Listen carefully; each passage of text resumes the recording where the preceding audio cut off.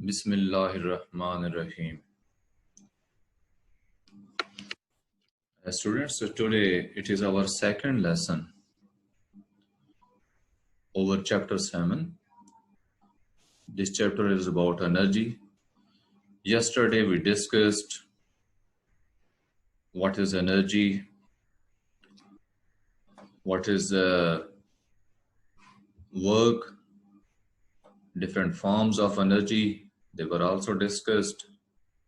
And today we are to start this topic, that is interconveyor of energy. Interconveyor of energy. In this topic, we shall discuss different ways in which energy is converted from one form to another due to our own requirements. For example, we have one form of energy, but it is not of our use, and we need another form of energy, so we can convert the available form of energy into other forms which are required to us. For example, it is mentioned in our daily life we use energy in the form of heat, light and electricity. These are different forms in which we use electricity, in which we use in energy. We may use it in the form of heat, for heating systems, for cooking food, etc. We use it in the form of light to view objects, for reading, to illuminate our houses, to illuminate different places. And we also use it to produce electricity. And electricity is used to run our different appliances. So these are different forms of energy which mostly we use in our daily life. They say energy can be converted into different forms under different conditions. For example, you have a body, any body it may be there. You have taken it to a certain height. आप इसको कुछ height पे ले गए, कोई भी एक object है, आप उसे सर्टन हाइट पे ले जाते हैं, तो उस ऑब्जेक्ट के अंदर ग्रेविटेशनल पोटेंशियल एनर्जी स्टोर हो जाती है. जब उस बॉडी को आप ड्रॉप करते हैं नीचे, तो जो उसमें ग्रेविटेशनल पोटेंशियल एनर्जी स्टोर होती है वो सब्जेक्ट की काइनेटिक एनर्जी बन जाती है, क्योंकि अब वो मूव कर रहा है और energy due to motion kinetic energy होती है. इसी तरह अगर हम सेल्स को और बैटरीज को देखें तो उनके अंदर केमिकल रिएक्शंस होते हैं जिनके जरिए जो केमिकल एनर्जी उनके अंदर होती है वो इलेक्ट्रिकल एनर्जी में कन्वर्ट हो जाती है. सिमिलरली जब करंट पास होता है बल्ब के अंदर से तो लाइट एनर्जी और हीट एनर्जी प्रोड्यूस होती है. तो यहाँ पे इलेक्ट्रिकल एनर्जी लाइट एनर्जी और हीट एनर्जी में कन्वर्ट हुई. फूड दैट वी ईट, जो हम खुराक खाते हैं, इसके अंदर भी केमिकल पोटेंशियल एनर्जी होती है और ये केमिकल एनर्जी हीट एनर्जी में कन्वर्ट होगी. जिस हीट एनर्जी को हम यूज करते हैं हमारे बॉडी के टेम्परेचर को मेंटेन रखने के लिए वो एनर्जी यूज होती है, और इसके अलावा ये एनर्जी जो है अदर फॉर्म्स में कन्वर्ट होगी, जैसे काइनेटिक एनर्जी वगैरह में कन्वर्ट होगी. जो एनर्जी प्रोड्यूस होती है खुराक के डाइजेशन से, ब्लड की इवन काइनेटिक एनर्जी बन सकती है, जैसे ब्लड मूव करता है. तो हमारी बॉडी के अंदर ये कैपेबिलिटी है कि हम ट्रांसफॉर्म कर सकते हैं पोटेंशियल एनर्जी को हीट के अंदर. ये देखिए नेक्स्ट आपके यहाँ मेंशन किया है इसको कि हीट में कन्वर्ट कर सकते हैं उस केमिकल पोटेंशियल एनर्जी को. और ये हीट एनर्जी कहाँ यूज होगी? हमारी बॉडी का टेम्परेचर मेंटेन रखने में, और काइनेटिक एनर्जी ऑफ ब्लड जो है उसके अंदर कन्वर्ट होगी. First it was chemical energy in the form of food it was there, और खुराक की डाइजेशन के बाद जब ऑक्सीडेशन हुई तो वो केमिकल एनर्जी अदर फॉर्म्स में कन्वर्ट हुई. जैसे यहाँ पे आपको हमारी बॉडी में जो कन्वर्जन है वो हीट एनर्जी और काइनेटिक एनर्जी की फॉर्म्स जो हैं इनकी सूरत में बताया गया। नेक्स्ट बताया कि some energy in the body जो है ये इलेक्ट्रोकेमिकल एनर्जी में भी कन्वर्ट होती है, और वो जो इलेक्ट्रोकेमिकल एनर्जी है ये हमारा नर्वस सिस्टम यूज करता है। हमारी जो बॉडी के अंदर जो नर्व इम्पल्स चलती है, ब्रेन की और स्पाइनल कॉर्ड की जो मैसेजिंग होती है पूरी बॉडी में, तो ये इलेक्ट्रोकेमिकल एनर्जी है। और ये कहाँ से प्रोड्यूस होती है? हमारी बॉडी के अंदर जो खुराक थी ये भी उसी से ही इलेक्ट्रोकेमिकल एनर्जी भी खुराक के अंदर मौजूद केमिकल पोटेंशियल एनर्जी से इलेक्ट्रोकेमिकल एनर्जी प्रोड्यूस हुई है। अब ये जो एग्जांपल्स हमने डिस्कस की, इससे ये शो होता है कि एनर्जी ट्रांसफॉर्म हो सकती है from one form into another form. लेकिन ये बात नोट रखनी है कि जो टोटल एनर्जी है ये हमेशा कंजर्व रहती है। Total amount of energy always remains conserve, और इसे हम कहते हैं law of conservation of energy. इस लॉ की डेफिनेशन क्या है कि energy can neither be created nor destroyed. Energy को ना तो हम क्रिएट कर सकते हैं और ना ही डिस्ट्रॉय कर सकते हैं। बताया कि total amount of energy isolated system की जो है इट ऑलवेज रिमेन्स कांस्टेंट। अब आइसोलेटेड क्या सिस्टम होगा? ऐसा सिस्टम जो ना किसी दूसरे सिस्टम को अफेक्ट करे और ना कोई और सिस्टम इसको अफेक्ट करे। टोटली आइसोलेटेड हो कि उसके अंदर जितने ऑब्जेक्ट्स मौजूद हैं आइसोलेटेड सिस्टम में, दोबारा एक्सप्लेन कर रहा हूं कि आइसोलेटेड सिस्टम उस सिस्टम को कहते हैं जिसमें मौजूद ऑब्जेक्ट्स जो हैं वो एक दूसरे के साथ तो इंटरेक्ट करें, एक दूसरे के ऊपर फोर्सेस लगाएं, लेकिन ना वो किसी एक्सटर्नल ऑब्जेक्ट के ऊपर फोर्स लगाएं और ना ही कोई एक्सटर्नल ऑब्जेक्ट उनके ऊपर फोर्स लगाए। तो ऐसे सारे ऑब्जेक्ट्स का सिस्टम आइसोलेटेड सिस्टम कहलाता है। तो कहा कि टोटल एनर्जी जो आइसोलेटेड सिस्टम की होगी ये हमेशा कांस्टेंट रहेगी। अगरचे वो एक फॉर्म से दूसरी फॉर्म में कन्वर्ट होगी, वो ट्रांसफॉर्म होगी, लेकिन टोटल एनर्जी सेम रहेगी। जब हम ये कहते हैं कि एनर्जी कंज्यूम हुई है तो इसका मतलब ये नहीं है कि एनर्जी खत्म हो गई है, डिस्ट्रॉय हो गई है। तो हमारा ये बात कहने का असल मकसद ये होता है कि एनर्जी चेंज हुई है एक फॉर्म से दूसरी फॉर्म में, from one form to another form conversion of energy has taken place.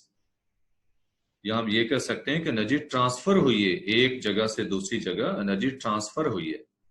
और इन मोस्ट केसेस क्या है, एनर्जी इवेंचुअली हीट में कन्वर्ट हो जाती है। एनर्जी जो है ये हीट में कन्वर्ट हो जाती है। अब जो हीट में कन्वर्ट हुई है तो हीट भी एनर्जी की ही फॉर्म है। तो एनर्जी का हीट में कन्वर्ट होने का ये मकसद नहीं है कि वो एनर्जी जो है वो लूज हो गई है, that is not lost. Rather क्या है कि वो एनर्जी हीट में कन्वर्ट हुई है, तो total amount of energy is again conserved. जी बेटे, हमने इसमें इंटर कन्वर्जन ऑफ एनर्जी जो है उसको अभी देखा है कि एनर्जी एक फॉर्म से दूसरी फॉर्म में कन्वर्ट होती है। टोटल अमाउंट ऑफ एनर्जी जो है it always remains conserved. Energy is neither created nor destroyed. सिर्फ एक फॉर्म से दूसरी फॉर्म में चेंज होती है। और जब हम ये कहते हैं एनर्जी कंज्यूम हुई है तो इसका मैंने बताया क्या मतलब होता है कि वो एक फॉर्म से दूसरी फॉर्म में कन्वर्ट हुई है। इसका मतलब ये बिल्कुल नहीं होता कि एनर्जी डिस्ट्रॉय हो गई है। नेक्स्ट जो है डिमांड ऑफ एनर्जी के बारे में बात है। Demand of energy, what is the demand of energy? Mean के हम एनर्जी की डिमांड क्या करते हैं, एनर्जी की जरूरत जो है वो हमें क्यों पेश आती है, कहां कहां पेश आती है, तो इसके बारे में मैं डिस्कस करूंगा अभी। आपके यहाँ मेंशन्ड है कि अगर हम 50 साल पहले की बात करते हैं तो कोई इलेक्ट्रिसिटी वगैरह नहीं थी हमारे घरों में, तो फिर लोग घरों को कैसे इल्यूमिनेट करते थे, घरों में रोशनी कैसे करते थे? तो बेटे कैंडल्स जलाकर करते थे, या लैंटर्न्स जो हैं, ये जो लालटेन वगैरह होती है, दिए होते हैं, ये यूज करते थे। ये इसी तरह की और चीजें, मसलन आग जलाकर जो है वो रोशनी पैदा करते थे। तो इलेक्ट्रिक फैंस नहीं थे जो बिजली पे चलने वाले पंखे, चूंकि इलेक्ट्रिसिटी नहीं थी इसलिए इलेक्ट्रिक फैंस भी नहीं थे। तो हैंड हेल्ड फैंस जो हैं ये यूज होते थे। हाथ से हिलाने वाले जो पंखे हैं, छोटे छोटे जो पंखे होते हैं, तो हवा देने के लिए ये यूज किए जाते थे। इसी तरह से ये जो बाकी चीजें हैं, ये रेफ्रिजरेटर वगैरह है, टेलीविजन है, इन चीजों का भी कोई कॉन्सेप्ट नहीं था। लेकिन जैसे साइंस में एडवांसमेंट हुई तो इसके रिजल्ट में लोगों ने जो है बहुत सी जिंदगी की आसाइशें हासिल की हैं, बहुत सी कंफर्ट्स हासिल की हैं। अब हम आजकल देखते हैं कि सिर्फ शहर नहीं, यानी कि ये सहूलतें सिर्फ शहरों में नहीं बल्कि देहातों के अंदर भी, जो कि इलेक्ट्रिसिटी की सहूलत प्रोवाइड कर दी गई है, तो सारे इलेक्ट्रिकल अप्लायंसेस देहातों के अंदर भी जो है वो लोग इस्तेमाल कर रहे हैं और एंजॉय कर रहे हैं इन चीजों को। अब जब इलेक्ट्रिकल अप्लायंसेस का इस कदर यूज हो रहा है, मुख्तलिफ मशीनें जो हैं वो चल रही हैं, तो इलेक्ट्रिसिटी की कंजप्शन ये बढ़ती जा रही है, ज्यादा से ज्यादा कंज्यूम हो रही है इलेक्ट्रिसिटी। और फिर सिर्फ घरों में नहीं बल्कि इंडस्ट्रीज के अंदर जो है इलेक्ट्रिसिटी की डिमांड या इसका जो यूज है ये घरों से कई गुना ज्यादा है। तो इंडस्ट्रीज में भी सिर्फ जो है वो हम लार्ज स्केल फैक्ट्रीज को नहीं इसमें कंसिडर कर सकते कि हम कहें सिर्फ बड़ी बड़ी फैक्ट्रियों में ही इलेक्ट्रिसिटी यूज होती है। देखिए छोटी छोटी दुकानें हैं, वहां पे भी लोगों ने छोटी छोटी मशीनें भी रखी हैं तो इलेक्ट्रिसिटी पे चल रही हैं। आजकल आप देखें सिलाई की मशीन जो है, सिलाई मशीन, ये भी इलेक्ट्रिसिटी पे चलाते हैं। तो इसी तरह मुख्तलिफ जगहों पे जो है मुख्तलिफ किस्म की मशीनें वो इलेक्ट्रिसिटी के जरिए चलाई जा रही हैं। इसके अलावा एग्रीकल्चर के अंदर जो है इलेक्ट्रिसिटी का यूज ये बढ़ रहा है। अब इलेक्ट्रिसिटी का एग्रीकल्चर में यानी ज़राअत में, खेती बाड़ी में क्या यूज है? तो बेटे देखें, जो लोग थे, पहले वाले लोग थे, हमारे आबा अजदाद हम कह सकते हैं कि वो पानी के लिए बारिश का वेट किया करते थे, या फिर वो उन्होंने कुएं बनाए होते थे, वहां से जो है वो पानी निकालते थे और खेतों को सैराब करते थे। लेकिन आजकल हम ट्यूबवेल्स जो है वो यूज करते हैं और ये ट्यूबवेल हमारे अब बिजली से चलते हैं, इलेक्ट्रिसिटी से चलते हैं। कई जमीनें जो कि पहले बंजर पड़ी थी, बैरन, बैरन मीन बंजर, बंजर गैर आबाद, तो अब हम चूंकि हमारे पास पानी के वसाइल ज्यादा हैं बिजली की वजह से, हम उनको इरिगेट कर सकते हैं। तो हम इरिगेट करके उनको काबिल काश्त ला चुके हैं, बना चुके हैं और वहां पे फसलें जो है वो काश्त कर चुके हैं। यील्ड पर एकड़ जो है वो इंक्रीज हुई है, यानी इस तरह से हमारी जो पैदावार है वो बड़ी है। साइंटिफिक वेज जो हैं इनको यूज करते हुए हमारी पैदावार ज्यादा से ज्यादा बड़ी है। तो इस तरह से पर एकड़ यानी हमारी जो पैदावार है खेतों की वो भी इंक्रीज हुई है, क्योंकि पानी हम ज्यादा से ज्यादा खेतों को देते हैं, कमी नहीं आने देते पानी की। तो एनर्जी की कंजप्शन देखें, हम डिफरेंट फील्ड्स में ज्यादा से ज्यादा कर रहे हैं और ये इंक्रीज होती जा रही है। अब जरूरत इस बात की है कि हम एनर्जी के मजीद जो सोर्सेज हैं, रिसोर्सेज एनर्जी के, उनको डिस्कवर करें और जो प्रेजेंट रिसोर्सेज हैं इनको बेटर वे में यूटिलाइज करें। बेटे इस टॉपिक के अंदर आपको क्या बताया गया है कि अगर आप कॉस्ट की बात करते हैं तो एनर्जी की इतनी डिमांड नहीं थी, जो कि इलेक्ट्रिसिटी तो थी नहीं। अब जब इलेक्ट्रिसिटी जो है साइंस की एडवांसमेंट के रिजल्ट में इलेक्ट्रिसिटी हमारे पास अवेलेबल है, this form of energy is available to us, तो हमने इसका इस्तेमाल बहुत ज्यादा कर दिया है, डिफरेंट फील्ड्स में हम इसको यूज कर रहे हैं। तो फिर इसका इस्तेमाल और बढ़ता जा रहा है। लिहाजा अब हमें क्या चाहिए?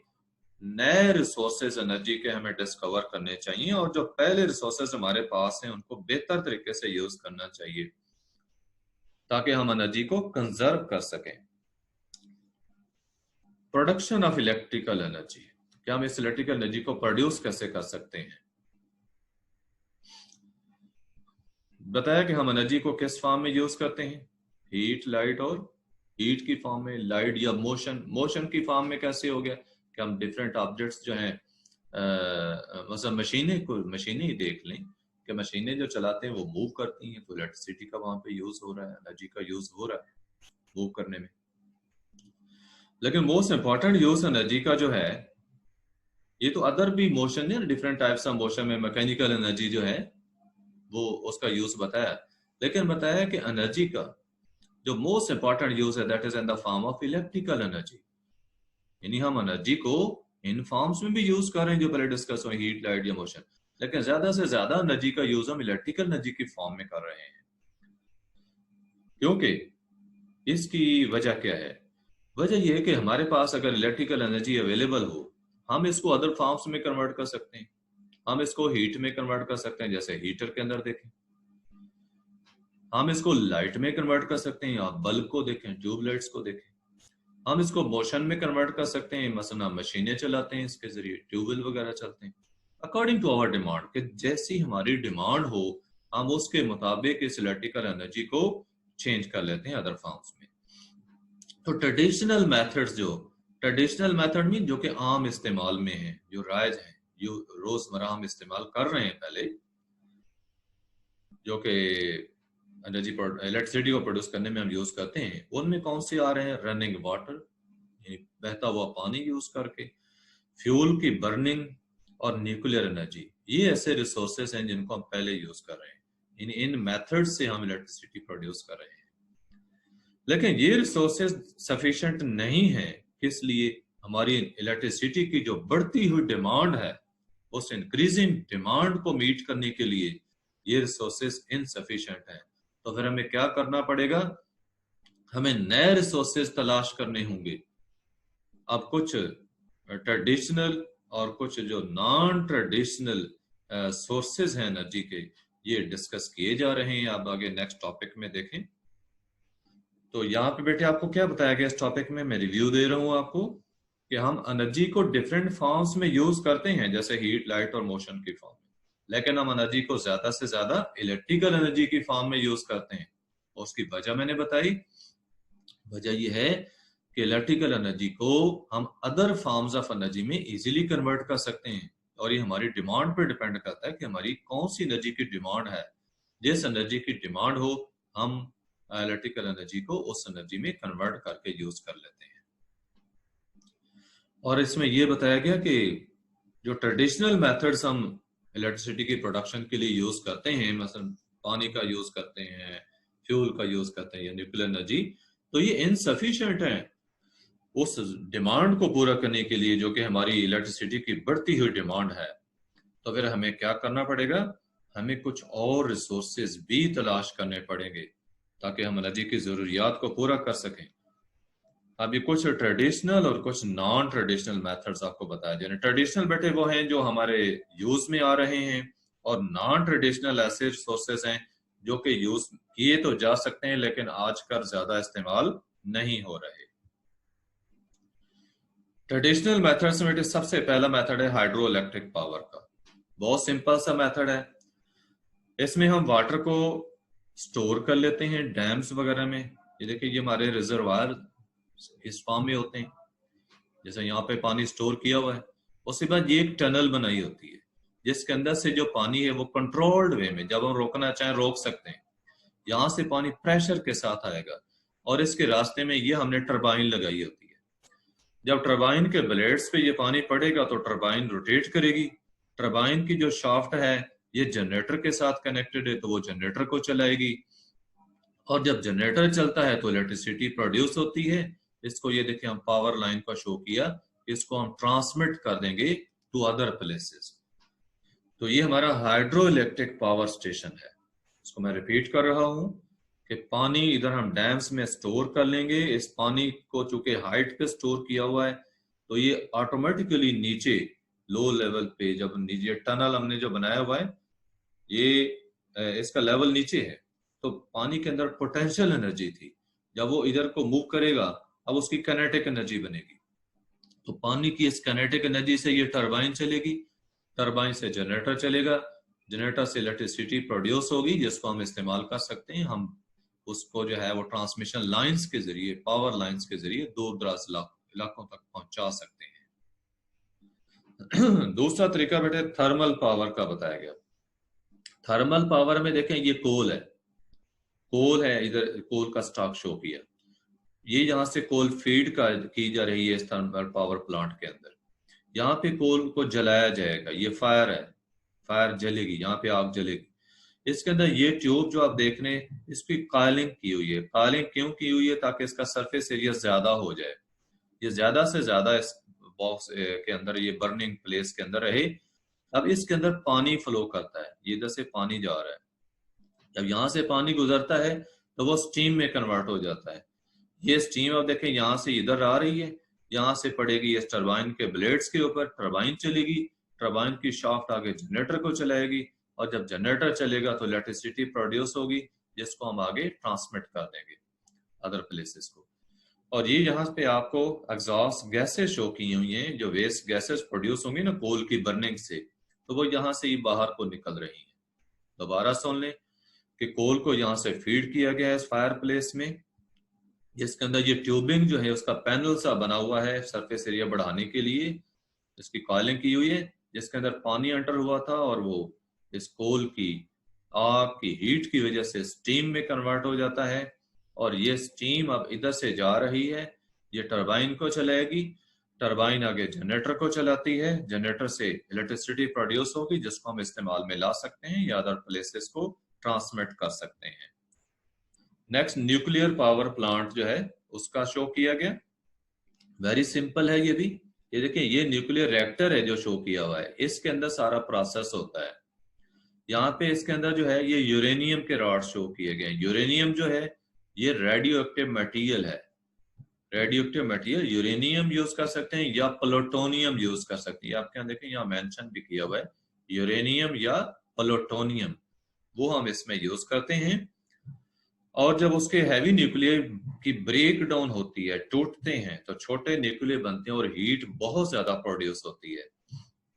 अब यहां से अगर आप देखें तो ये पानी है, जो पानी है इसको हम इधर एंटर करते हैं, तो इस न्यूक्लियर रिएक्टर के साइड से जब पानी गुजरता है तो हीट की वजह से वो स्टीम में कन्वर्ट हो जाता है। ये स्टीम इस पाइप के जरिए इधर जा रही है, यहां से ये इसके अंदर मजीद जो ये स्टीम यहाँ पे प्रोड्यूस होगी इस कॉइल के अंदर, ये जो कॉइलिंग से की हुई, ये भी ट्यूब की कॉइलिंग की हुई है, तो इसके अंदर जो भी पानी होता है वो स्टीम बनेगी, और वो स्टीम इधर जा रही है, इस टरबाइन को चलाएगी, टरबाइन से जनरेटर चलता है, फिर इलेक्ट्रिसिटी प्रोड्यूस होगी, और पिछला तरीका जैसे बताया वो भी ट्रांसमिट कर दी जाती है। और ये पावर स्टेशन जो है, न्यूक्लियर पावर स्टेशन जो है, ये देखें कराची और चश्मा की प्लेसेस पे जो है ये न्यूक्लियर पावर स्टेशंस पाकिस्तान में मौजूद है। कराची न्यूक्लियर पावर प्लांट और चश्मा न्यूक्लियर पावर प्लांट जो है ये इसके एग्जांपल्स आपको दी गई है। और यूरेनियम या प्लूटोनियम जो है ये एलिमेंट्स हैं, रेडियो एक्टिव मटेरियल है, जिनके न्यूक्लियर फिशन से हीट प्रोड्यूस होगी, और उस हीट से हमने वाटर को स्टीम में चेंज किया, स्टीम से हमने टरबाइन को चलाया, टरबाइन से जनरेटर चला, उससे इलेक्ट्रिसिटी प्रोड्यूस हुई। ये बेटे ऊपर कंट्रोल रॉड्स शो किए गए, ये बोरोन और कैडमियम के रॉड्स होते हैं। इसमें जो हीट प्रोड्यूस होती है वो बहुत ज्यादा प्रोड्यूस होती है, इस कदर प्रोड्यूस होती है कि हमारा जो न्यूक्लियर रिएक्टर है इसके भी मेल्ट होने का खतरा होता है। तो उसको मेल्ट होने से बचाने के लिए फिर हम क्या करते हैं, हम ये बोरोन कैडमियम रॉड्स यूज करते हैं, इनको नीचे प्रेस करते हैं। जैसा हम इनको नीचे प्रेस करेंगे तो उसका क्या इफेक्ट होता है, ये न्यूट्रॉन्स को ऑब्जॉर्ब कर लेते हैं। यहाँ इन रेडियो एक्टिव एलिमेंट्स जो है ना, इनकी ब्रेक डाउन से न्यूट्रॉन्स प्रोड्यूस होते हैं, और उन न्यूट्रॉन से अगले और एटम टूटते हैं, और प्रोसेस जो है वो बिल्डअप होता है, बहुत ज्यादा फिर हीट प्रोड्यूस होती है। लेकिन जब कंट्रोल रॉड्स को नीचे प्रेस कर देते हैं तो ये उन न्यूट्रॉन्स को ऑब्जॉर्ब कर लेते हैं। फिर उसका रिजल्ट क्या होता है, जब न्यूट्रॉन्स ऑब्जॉर्ब हो जाते हैं तो प्रोसेस स्लो हो जाता है। जब बाद में हमने तेज करना हो तो हम रॉड्स को ऊपर करेंगे, खींचेंगे, प्रोसेस फिर बिल्डअप हो जाएगा। तो ये बेटे था न्यूक्लियर पावर स्टेशन का प्रोसेस। और ये ट्रेडिशनल मेथड्स थे, ये जो आपको बताए गए हैं, देखें ये इसमें हाइड्रो इलेक्ट्रिक पावर का बताया, थर्मल पावर का बताया और न्यूक्लियर पावर का। ये है ट्रेडिशनल मेथड जो कि राइज हैं, आम हमारे इस्तेमाल में है, ये वो मेथड्स हैं। अब हम वो मेथड पढ़ेंगे जो नॉन ट्रेडिशनल है, यानी यूज किए जा सकते हैं लेकिन इतने ज्यादा आम नहीं है। नॉन ट्रेडिशनल मेथड्स के अंदर पहला मेथड जो है वो सोलर पावर का शो किया गया। सोलर एनर्जी को हम कैसे यूज करते हैं, जैसा कि देखें हमारे पास कैलकुलेटर्स होते हैं जो विदाउट सेल्स चलते हैं, तो कैसे चलते हैं, उनके अंदर सोलर सेल्स इंस्टॉल्ड होते हैं। फोटो सेल्स जो हैं ये उनमें इंस्टॉल होते हैं, वो लाइट एनर्जी को इलेक्ट्रिकल एनर्जी में कन्वर्ट करते हैं। सोलर एनर्जी जो है ये कौन सी एनर्जी होती है, जो हमें सूरज से मिलती है। सोलर एनर्जी बेटे याद रखें कि एटमॉस्फेयर के ऊपर, जमीन की जो एटमॉस्फेयर है इसके ऊपर तकरीबन 1.4 किलोवाट पर स्क्वायर मीटर ये सोलर एनर्जी फॉल करती है। इंपॉर्टेंट पॉइंट है, ऑब्जेक्टिव का याद रखना है, 1.4 किलोवाट पर स्क्वायर मीटर ये एनर्जी फॉल करती है। अब एटमॉस्फेयर में जो डस्ट पार्टिकल्स होते हैं, वाटर वेपर्स होते हैं या गैसेस होती हैं एटमॉस्फेयर की, तो वो इस हीट का कुछ हिस्सा जो है उसको ऑब्जॉर्ब कर लेती हैं, कुछ हीट रिफ्लेक्ट हो जाती है, कुछ एटमॉस्फेयर में डिस्पर्स हो जाती है यानी स्प्रेड हो जाती है। और इसके बावजूद 1 किलोवाट ऑफ एनर्जी जो है पर स्क्वायर मीटर ये फिर भी सरफेस ऑफ अर्थ पे जरूर पहुंचती है। यानी 1.4 एटमॉस्फेयर पे पड़ी थी, ऑब्जॉर्प्शन, डिस्पर्शन और रिफ्लेक्शन के बाद 1 किलोवाट आवर फिर भी बच जाती है जो सरफेस ऑफ अर्थ पे पहुंच जाती है। अब ये जो सोलर एनर्जी जमीन की सरफेस पे पहुंची है इसको हम दो तरीकों से यूज करते हैं। एक तरीका ये कि हम सोलर पैनल्स को यूज करते हैं। सोलर पैनल जो हैं वो हीट को ऑब्जॉर्ब करते हैं, और ये सोलर पैनल होते क्या हैं, इनके अंदर जो है प्लेट्स होती हैं, लार्ज प्लेट्स होती हैं, और उनको हमने पेंट किया होता है ब्लैक कलर में, क्योंकि ब्लैक कलर ज्यादा से ज्यादा अब्जॉर्प्शन करता है, गुड अब्जॉर्बर है। सोलर एनर्जी को या रेडिएशंस को ये ज्यादा से ज्यादा अब्जॉर्ब करता है, और वो सोलर एनर्जी फिर इलेक्ट्रिकल एनर्जी में कन्वर्ट होती है। अब ये जो ऑब्जॉर्ब एनर्जी, इस तरह से जो ऑब्जॉर्ब हो रही है एनर्जी, डायरेक्टली जो ऑब्जॉर्ब हो रही है यहाँ पे, इसका हमने यूज कहाँ करना है, इसको हम फॉर हीटिंग हाउसेज यूज करते हैं, या कोई heating system, water heating system जो है वो चलाने के लिए यूज करते हैं। अब घरों को कैसे हीट करते हैं, घरों को बेटे हीट करने का ये होता है कि जो पानी गर्म होता है ना सोलर एनर्जी से, सोलर पैनल्स के नीचे वाटर के ट्यूब्स होती हैं, चैनल्स होते हैं, उनमें पानी होता है वो गर्म हो जाता है। ऐसी वाटर ट्यूब्स हमने अपने कमरों के अंदर, दीवारों के अंदर जो है वो इंस्टॉल की होती हैं, या फ्लोर के अंदर ट्यूबिंग होती है। उनमें जब गर्म पानी पास होता है तो वो पानी की जो हीट होती है उससे ट्यूबें गर्म हो जाती हैं, वाटर ट्यूब्स, और वो हीट को रेडिएट करती हैं। और रेडिएट होने वाली हीट बिल्कुल ऐसे ही वो काम करें जैसे हमारे कमरे में हीटर लगा हुआ उससे हीट निकल रही होती है। जैसे हम घरों को गर्म रख सकते हैं। वाटर हीटिंग सिस्टम कैसे है कि हमारे जो पानी के टैंक होते हैं, इस्तेमाल का पानी जो उसमें टैंक होते हैं छत पे रखे हुए, उनके अंदर भी ये गर्म पानी की जो ट्यूब्स हैं उनको हम पास कर देते हैं। तो इनके अंदर चूंकि गर्म पानी होता है, ट्यूबें गर्म होती हैं, तो वहां से हीट हमारा टैंक वाला पानी अब्सॉर्ब करेगा और वो गर्म हो जाएगा। पता है कि स्टीम भी प्रोड्यूस की जा सकती है अगर हम रिफ्लेक्टर्स या लेंसेज यूज करते हैं ना, क्योंकि रिफ्लेक्टर या लेंसेज से हम सोलर एनर्जी को या रेडिएशंस को कंसंट्रेट करके हीट की स्ट्रेंथ को बढ़ा सकते हैं। तो इससे जो स्टीम बनेगी उससे हम टरबाइन चला सकते हैं, टरबाइन से जनरेटर चला सकते हैं, और जनरेटर से इलेक्ट्रिसिटी प्रोड्यूस होगी। तो ये आपको एक मेथड बताया गया सोलर पावर का कि हम इसको हीटिंग पर्पस के लिए यूज करेंगे। अब सेकंड मेथड क्या है कि हम इसको डायरेक्टली जो है वो इलेक्ट्रिसिटी में कन्वर्ट करते हैं, और इस पर्पस के लिए सोलर सेल्स यूज होते हैं। एक सेल की जो वोल्टेज है वो तो बहुत कम होती है, तो प्रैक्टिकली फिर हम क्या करते हैं, हम बहुत ज्यादा सेल्स को सीरीज में कनेक्ट कर देते हैं, और इस तरह से हमें लार्ज वोल्टेज हासिल होती है।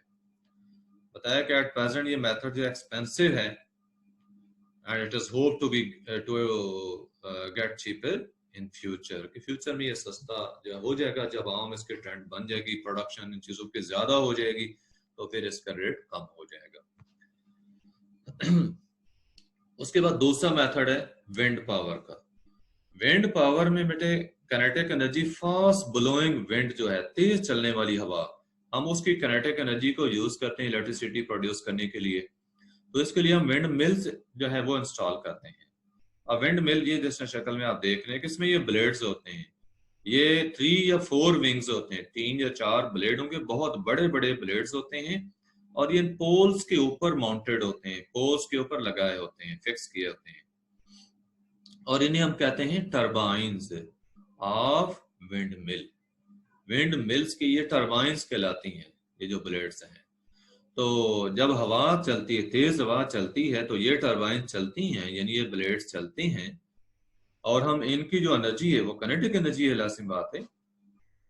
तो उस एनर्जी को हम यूज करते हैं अदर फॉर्म्स में। मसलन इसके जरिए हम आगे क्या करेंगे, टरबाइन को चलाएंगे और टरबाइन आगे जनरेटर को चलाएगी और जनरेटर जो है इसके देखिए यहाँ पे हम जो है ये गियर सिस्टम करके डायरेक्ट शाफ्ट जो है, शाफ्ट डायरेक्ट जनरेटर को कनेक्ट कर सकते हैं, जनरेटर चलेगा और इलेक्ट्रिसिटी प्रोड्यूस होगी।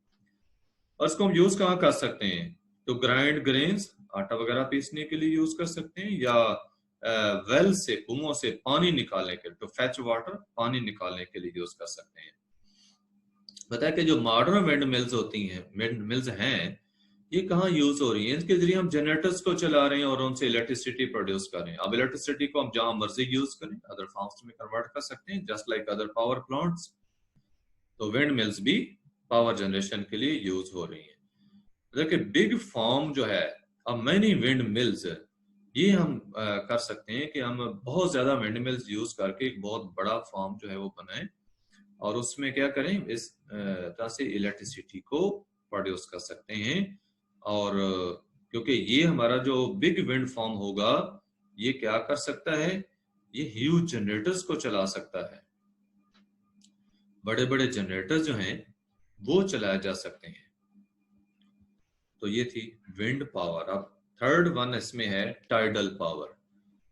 टाइड्स क्या होती हैं, मून की अट्रैक्शन की वजह से पानी के अंदर जो है वो ये टाइड्स पैदा होती हैं, बड़ी हाई टाइड्स प्रोड्यूस होती हैं और इन टाइड्स की जो एनर्जी होती है वो टाइडल एनर्जी कहलाती है।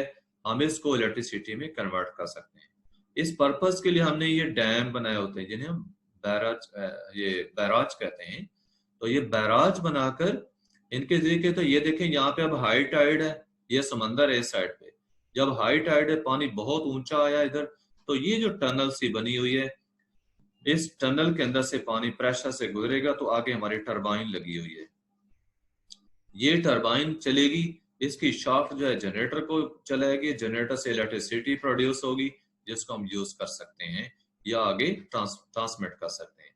अब ये पानी बाहर आ रहा है, उसके बाद आप दूसरी साइड पे देखें कि पानी ये इधर जो आया था यहाँ पे अब स्टोर होता जा रहा है, दूसरी साइड पे बढ़ता जा रहा है। अब ये हमारा बैराज है, तो इस बैराज के देखें अब राइट साइड पे पानी बढ़ता जा रहा है, ये देखें अब ज्यादा हो गया, देखा, water kept at high tide level, कि जब हाई टाइड थी उस वक्त पानी इस लेवल पे आया था। अब इधर से टाइड देखे लो टाइड हो गई है कि पीछे हट गया है पानी, तो उस दौरान क्या होगा, ये जो हाई टाइड के दौरान पानी हमारा इकट्ठा हुआ था, अब ये वापस जाएगा, इसी टनल के रास्ते वापस जाएगा इधर इस एरिया, क्योंकि इधर पानी कम हो गया, तो ये दोबारा हमारी टरबाइन चलेगी और फिर जनरेटर चलेगा और इलेक्ट्रिसिटी प्रोड्यूस होगी। तो टू वे पानी की जो मूवमेंट है, हाई टाइड में भी और लो टाइड में भी, दोनों तरफ ये पानी मूव करेगा और इसके मूव करने से हमारे टरबाइन के चलने से जनरेटर चलता है और इलेक्ट्रिसिटी प्रोड्यूस होती है। चौथा तरीका है जियोथर्मल पावर का। जियोथर्मल पावर बेटे देखें कि डीप अंडर द अर्थ क्या है कि हॉट वाटर, गर्म पानी या स्टीम जो है वो पाई जाती है, तो इसकी जो एनर्जी है गर्म पानी की या स्टीम की, जियोथर्मल कहलाती है, जियोथर्मल पावर। तकरीबन 10 किलोमीटर सरफेस ऑफ अर्थ के नीचे हम जाएं तो वहां पे रॉक्स जो है वो मोल्टन या सेमी मोल्टन स्टेट में पाई जाती हैं, यानी मुकम्मल तौर पे पिघली हुई या कुछ ना कुछ पिघली, बताया कि सेमी मोल्टन, कुछ ना कुछ पिघली हुई होती हैं। और टेम्परेचर क्या होता है, तकरीबन 200 डिग्री सेंटीग्रेड या इससे भी ज्यादा हो सकता है। अब वहां पे जो पानी मौजूद होता है इन रॉक्स में, तो वो जमीन की सरफेस पे आता है किस फॉर्म में, फाउंटेन्स की फॉर्म में, गीजर्स की फॉर्म में या स्टीम की फॉर्म में। पानी यानी कि बड़े प्रेशर के साथ, वो गीजर क्या होता है, इंटरमिटेंटली वक्फे वक्फे से पानी का प्रेशर से ऊपर को हाइट तक आ जाना, बाहर को निकलना, तो वहां उसके साथ स्टीम भी होती है।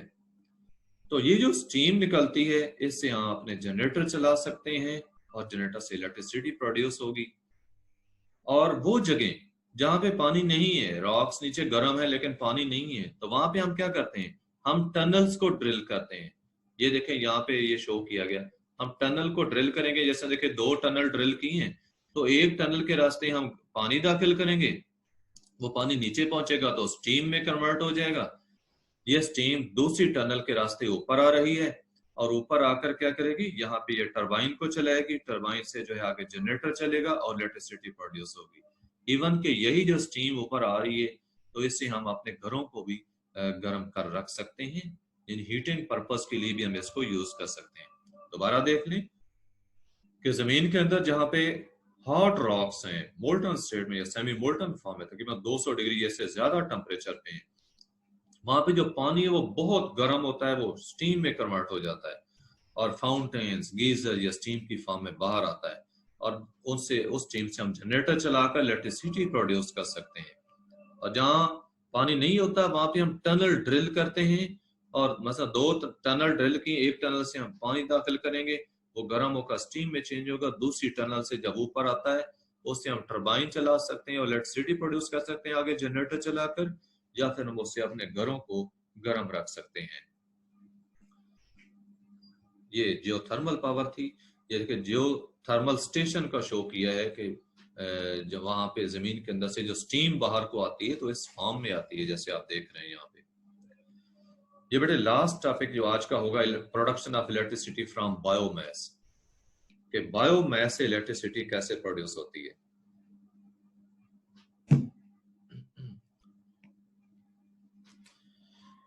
प्रोडक्शन ऑफ इलेक्ट्रिसिटी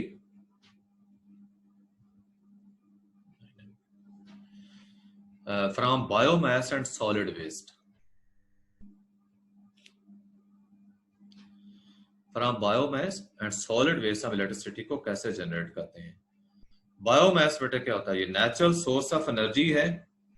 इसमें क्या है, वो सारे ऑर्गेनिक मटेरियल्स होते हैं और रेजिड्यूज, जैसे क्रॉप्स के रेजिड्यू क्या होते हैं, बचे खचे चीजें, फसलें हों, दरख्त हैं, पौधे, वेजिटेबल पील्स, वेजिटेबल पील क्या, दरख्तों के छिलके वगैरह, एनिमल डंग, एनिमल डंग क्या, जानवरों का गोबर, सीवेज, सीवेज क्या होता है, ये जो सॉलिड म्यूनिसिपल वेस्ट होता है, ये गटर के पानी में, गटर का जो पानी होता है इसके अंदर जितने सॉलिड वेस्ट होते हैं वो सीवेज कहलाता है। सीवेज जो है, जिसमें आगे बताया क्या है, डर्ट होती है, दैट रिमेन्स, जो कि बाकी रह जाती है जब आप उसको स्ट्रेन करते हैं, डर्टी वाटर को जब स्ट्रेन करते हैं ना, फिल्टर करते हैं, तो सॉलिड वेस्ट जो रह जाते हैं, डर्ट, वो सीवेज है। या उन्होंने एक्सप्लेन भी कर दिया इसमें। तो फ्यूल जो हासिल होता है ना बायोमास से, ये 2 किस्म का है। या तो एथेनॉल होता है, एथेनॉल अल्कोहल है, इथाइल अल्कोहल, ये कब प्रोड्यूस होगा, जब बायोमास की फर्मेंटेशन, अल्कोहलिक फर्मेंटेशन होगी। अल्कोहलिक फर्मेंटेशन अगर बायोमास की होगी तो अल्कोहल प्रोड्यूस होगा। बायोमास का तो पता चल गया ना, ये सारी चीजें मैंने बताया बायोमास है। अगर अल्कोहलिक फर्मेंटेशन है तो इससे अल्कोहल बनेगा। इसका क्या यूज है, ये गैसोलीन के सब्सटीट्यूट के तौर पे यूज किया जा सकता है। गैसोलीन ये पेट्रोल होता है जो गाड़ियों में हम यूज करते हैं, हम उसकी जगह इसको यूज कर सकते हैं। दूसरी टाइप जो फर्मेंटेशन की है, उससे मीथेन गैस प्रोड्यूस होती है, और ये मीथेन गैस जो है, इसको हम सुई गैस, ये जो नेचुरल गैस है जिसको हम सुई गैस कहते हैं, उसके सब्स्टिट्यूट के तौर में, यानी उसकी जगह इसको इस्तेमाल कर सकते हैं। ये गैस जो प्रोड्यूस होती है इसको बायोगैस कहते हैं, और इसको हम जलाकर इसे इलेक्ट्रिसिटी भी प्रोड्यूस कर सकते हैं। कैसे, कैसे स्टीम बनेगी, स्टीम से जनरेटर चलाएं, टरबाइन चलाएंगे, टरबाइन से जनरेटर चलाएंगे, उससे आगे इलेक्ट्रिसिटी प्रोड्यूस होगी। तो ये बेटे मेथड आपको बायोगैस प्रोडक्शन का बताया गया, बड़ा सिंपल सा मेथड है। इसमें देखिए ये बायोमास हम यहाँ से एंटर करते हैं, ये वाली जगह जो है बायोमास जो है, जानवरों का गोबर वगैरह जो कुछ भी होता है, उसमें आप पानी मिक्स करके यहाँ से उसको नीचे गुजारते हैं, इस टनल के जरिए नीचे इस क्लोज टैंक में आता है। इस टैंक के अंदर उसकी रॉटिंग होती है, वो गलता सड़ता है, डिके होता है। अगर एक मैटर का बैक्टीरिया इसके अंदर होते हैं, उसके जरिए डिके होगी और उस डिके से गैस प्रोड्यूस होती है। ऊपर देखें पाइप शो किया हुआ जिसका ये स्टॉपर भी लगा हुआ है, हम उसको बंद कर सकते हैं, जब इस्तेमाल करना हो तो हम इसको खोलेंगे। इस पाइप को आगे हम घरों में सप्लाई कर सकते हैं। तो जितनी गैस प्रोड्यूस होती जाएगी वो हम उसको डेली बेसिस पे यूज कर सकते हैं। और जो इसके अंदर ऑर्गेनिक मैटर होता है, जब ये भर जाता है टैंक, एक्स्ट्रा वाटर जो है इधर से बाहर निकलेगा, उसके अंदर ये ऑर्गेनिक मैटर डिसॉल्व भी होता है, तो ये आगे हम खेतों को सप्लाई करते हैं। इधर ही हमारा खेतों का पानी जो है वो बह रहा होता है, तो ये हम उसमें शामिल कर देते हैं, ये उस पानी में हल होकर आगे खेतों को सप्लाई हो जाता है। तो ये डबल जो है इसका यूज हो रहा है, एक तो गैस प्रोड्यूस हो रही है, दूसरा ये फर्टिलाइजर्स के तौर पे जो है वो खेतों को सप्लाई हो रहा है। तो ये बेटे आपके यहाँ इसको एक्सप्लेन कर दिया गया है कि ये बायोमास जो इसकी रॉटिंग होती है क्लोज टैंक्स में या पिट्स में, बैक्टीरिया के जरिए फर्मेंटेशन होगी, इससे गैस प्रोड्यूस होती है। और ये आगे फर्टिलाइजर्स का भी इसमें बता दिया। सॉलिड वेस्ट का बताया कि वो क्या ड्राई गार्बेज होता है, जो कि म्यूनिसिपैलिटी से कलेक्ट होता है। म्यूनिसिपैलिटी के गटरों का पानी वगैरह इसके जब फिल्टर करते हैं तो इस सॉलिड वेस्ट को हम जलाकर, फर्नेस में जलाकर हीट प्रोड्यूस करते हैं। इस हीट से हम जो है पानी को स्टीम में कन्वर्ट करेंगे बॉयलर्स के जरिए। स्टीम से आगे जो है हम टरबाइन को चलाकर जनरेटर्स चलाएंगे और उससे इलेक्ट्रिसिटी प्रोड्यूस होगी। इस तरह से सॉलिड वेस्ट का डिस्पोजल भी हो जाता है और हमारी पावर जनरेशन भी हो जाती है। जी बेटे, आज का हमारा यही लेसन था। अब आपने जो क्वेश्चन पूछने हैं आप पूछ सकते हैं। आफ्टर रिकॉर्डिंग जो है आपके क्वेश्चन आ जाएंगे।